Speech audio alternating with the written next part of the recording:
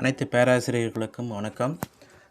நிறைய நாளாகவே நிறைய பேராசிரியர்கள் வந்து பார்த்திங்கன்னா ஃபோன் பண்ணி கேட்குறாங்க, சார் இந்த நிறைய கேஸ் இருக்குது, ஜட்ஜ்மெண்ட் வந்திருக்கு, இன்னும் டிஎன் செட் ரிசல்ட் வரல, இந்த காலேஜ் டிஆர்பி நடக்குமா இல்லை இது கேன்சல் ஆகுமா, ஜட்ஜ்மெண்ட் இப்படி வந்திருக்கு, டிஆர்பியோட மூவ்மெண்ட் என்ன இருக்கும், இதையே நம்பி நாங்கள் படிச்சிட்ருக்கோம், எங்களோட நிலைமை என்னன்னு சொல்லிட்டு நிறைய நண்பர்கள் கேட்டுட்ருக்காங்க. இவர்களுக்கு கண்டிப்பாக சாதகமான விஷயந்தாங்க. ஏன்னா எதுலேயுமே 2 பிரிவுகள் இருக்கதாங்க செய்யும். கண்டிப்பாக ஒரு ஒரு பிரிவு வந்து தேர்வு வேணும்பாங்க, இன்னொரு பிரிவினர் வந்து தேர்வு வேணாம்பாங்க. அதே மாதிரி இதில் பொறுத்தவரைக்கும் 2019 நோட்டிஃபிகேஷன் வந்துச்சுங்க. இது அதற்கு முன்னாடியே ஏற்கனவே வந்திருக்குங்க. 2019லையுமே வந்துச்சு, ஆனால் எக்ஸாம் கிடையாதுங்க. இது போஸ்ட்போன் பண்ணிட்டாங்க, அதாவது கேன்சல் பண்ணிட்டாங்க. இந்த நோட்டிஃபிகேஷன் கேன்சல் பண்ணிட்டு தான் இந்த புதிய நோட்டிஃபிகேஷன் விட்டாங்க. இதில் நம்ம பார்க்கக்கூடிய விஷயம் பார்த்திங்கன்னா, அப்போ 2331 போஸ்டிங்ஸ் வேக்கன்சிஸ் வந்து பார்த்திங்கன்னா இது பண்ணுறதாங்க. Short fall vacancy, backlog vacancy plus current vacancy, இது எல்லா வேக்கன்சி சேர்த்தி தாங்க இந்த 2331 பணியிடங்கள்.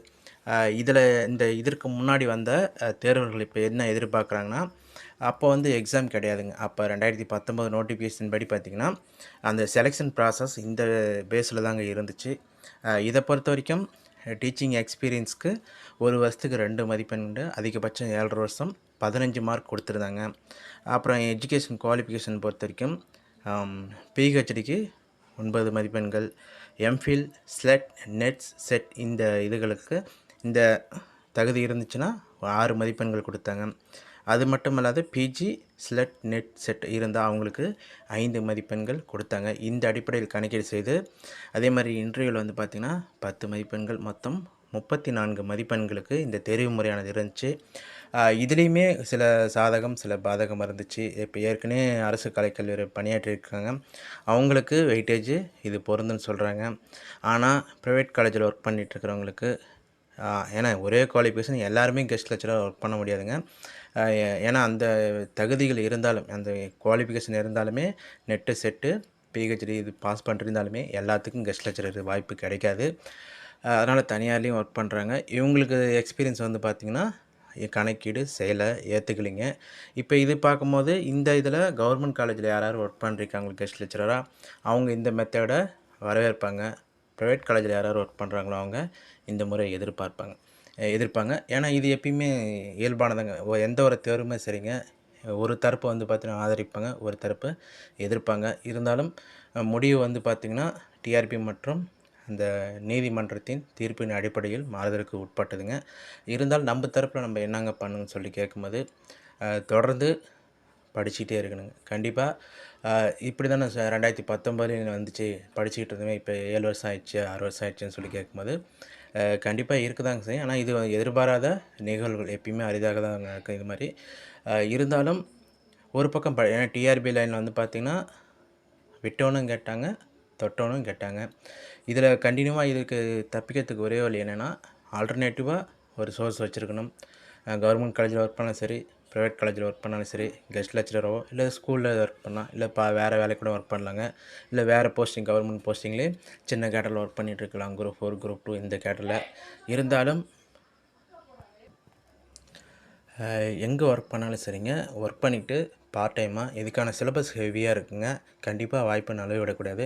சரிங்க, இப்போ இந்த கோர்ட் நீதிமன்றம் வந்து பார்த்திங்கன்னா இது மாதிரி இந்த பழைய மெத்தட், ஏன்னா இங்கே வந்து பார்த்திங்கன்னா இந்த அறிவிப்பு படி வெளியிட்டிருக்காங்க, இந்த ப்ராசஸ் சொல்லிட்டாங்க, அப்போ எங்களுக்கு பணியிடங்கள் இந்த அடிப்படையில் கொடுன்னு சொல்லிட்டு இவங்க கோரிக்கை வைக்கிறாங்க. நீதிமன்றம் அதை ஏற்றிருக்கு.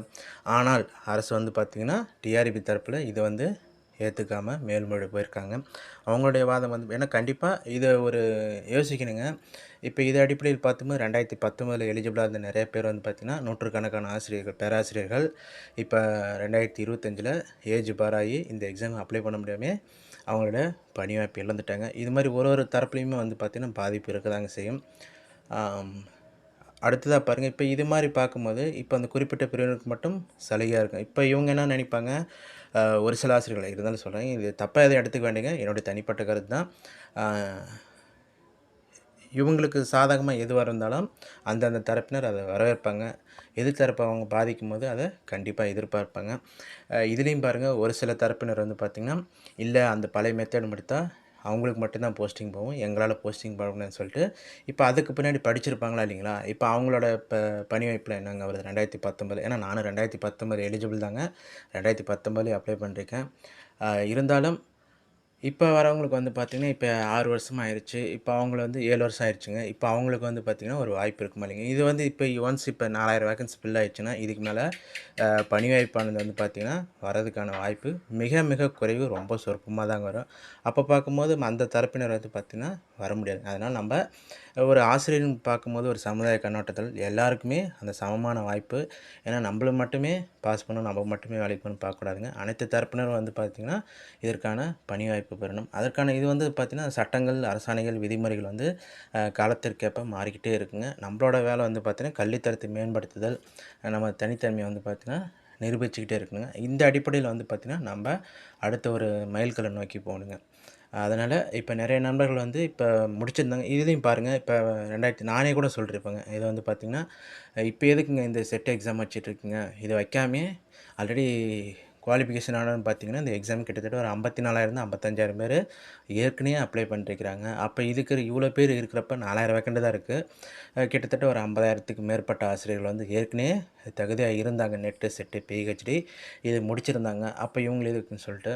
ஆனால் அதையும் பார்க்கணும். ஏன்னா இவங்களுக்கு ஏன்னா இதுக்கு மேலே வாய்ப்பு கிடையாதுங்க. ஒரு சில லைஃப்பில் வந்து பார்த்தீங்கன்னா, ஒன்ஸ் இந்த வந்து பார்த்தீங்கன்னா, இது லைஃப் டைம் ஆப்பர்ச்சுனிட்டி தான். அதனால் யாருமே அந்த மிஸ் ஆகுறதுக்கு வருத்தப்படுங்க. இப்போதைக்கு இந்த நீதிமன்ற தீர்ப்பானது வந்து பார்த்தீங்கன்னா, ஒரு தரப்பினருக்கு சாதகமாக இருந்தாலும் அரசு மேல்முறை செஞ்சுருக்காங்க. இதுலேயுமே ஜட்ஜ்மெண்ட் வந்து பாருங்கள், இதையும் தாண்டி போகும்போது உச்சநீதிமன்றத்தில் கண்டிப்பாக இது வந்து மாறுதலுக்கு உட்பட்டு ஏன்னா கல்வி வந்து பார்த்திங்கன்னா, இங்கே ஒரு ஆர்கியூமெண்ட் வேறு மாதிரி இருக்குங்க, அங்கே போகும். இருந்தாலும் என்ன கிட்டத்தட்ட மாத கணக்கில் வந்து பார்த்திங்கன்னா, இதற்கான நாட்கள் ஆகிரும். இருந்தாலும் நாம் இப்போ படிக்கும்போது என்ன பண்ணுறீங்க, என்னுடைய ஒப்பீனியன்ங்க, இப்போ படிச்சுட்டே இருங்க.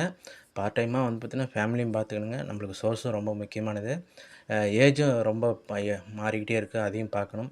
அந்த சமயத்தில் நம்ம அந்த தேவையானது ஏன்னா இந்த சிலபஸ் வந்து மாறப்போகிறது கிடையாது. நீங்கள் அழகா நீங்கள் வந்து ஒரு ஒரு பகுதியாக பார்த்துட்டு நல்லா படிச்சுங்க. எந்தெந்த ஏரியாவில் இன்னும் கொஞ்சம் வீக்காக இருக்குங்களோ, அதை நல்லா பாருங்கள். இப்போ அந்த முடிய போகிற இப்போ செட் எக்ஸாம், நெட் எக்ஸாம் கூட வந்து பார்த்திங்கன்னா, இப்போ நடந்துகிட்ருக்குங்க. அதுக்கு வந்து பார்த்திங்கன்னா, தகுதிப்படுத்துங்க, எழுதி பாருங்கள். இல்லை இது எழுதி முடிச்சாட்டி பின்னாடி கொஷின் பேப்பர் வந்து ஒரு மாதம் கழிச்சு விட்டுருவாங்க. அதையும் நீங்கள் நல்லா ப்ராக்டிஸ் பண்ணி பாருங்கள். ப்ரீவியஸ் கொஷின் பேப்பர் பாருங்கள். நிறையா உங்கள் தகுதியில் இன்னுமே அதிகமாகிட்டு போங்க. உங்கள் தரப்பு வந்து தேர்வுக்கு படிக்கிறது, எழுதுறது இதை நோக்கி மட்டுமே இருக்கணும். மற்ற விஷயங்களை அதுக்கப்புறம் பின்னாடி வரப்போ பார்த்துக்கலாங்க. அதனால் நீங்கள் நம்பிக்கையோடு படிங்க. எதுவுமே வந்து பார்த்திங்கன்னா, ஒரு நம்பிக்கையில் தாங்க இருக்கணும் கண்டிப்பாக. இப்போ நானும் வரும்போது வந்து பார்த்திங்கன்னா, தூறல் தூறிக்கிட்டு இருந்துச்சு. அதுக்கப்புறம் வரும்போது மழை பெய்ய ஆரம்பிச்சது. சரி நம்ம இன்னும் போயிடலாம், நம்ம வீட்டுக்கு எப்படியாச்சும் அதுக்குள்ளார போயிடலான்ட்டு நம்பிக்கையோடு தான் வந்தேன். அந்த குறிப்பிட்ட தாட்டி இந்த இடம் வரும்போது தூரத்துக்கு பின்னாடி கடந்து வந்தாட்டி பாதி தூரத்துக்கு மேலே தூறல் கூட இல்லைங்க, எம்டியாக இருக்குது. அது மாதிரி தான் வாழ்க்கையும்.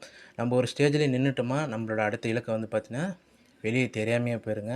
அதனால் நம்மள முடிஞ்ச அளவுக்கு முன்னோக்கி போவோம். நமக்கு இப்போ இவ்வளோ நாள் கஷ்டம்னு நினச்சிக்கிட்டு இருந்தோம். நம்ம நல்லா படித்து முடிச்சாட்டி ஒரு தேர்வு வந்து உள்ளார வந்துச்சுன்னா, நிறையா வந்து அந்த மாறுங்க. அதனால் வந்து பார்த்திங்கன்னா, ஒரு நம்பிக்கையாக படிங்க.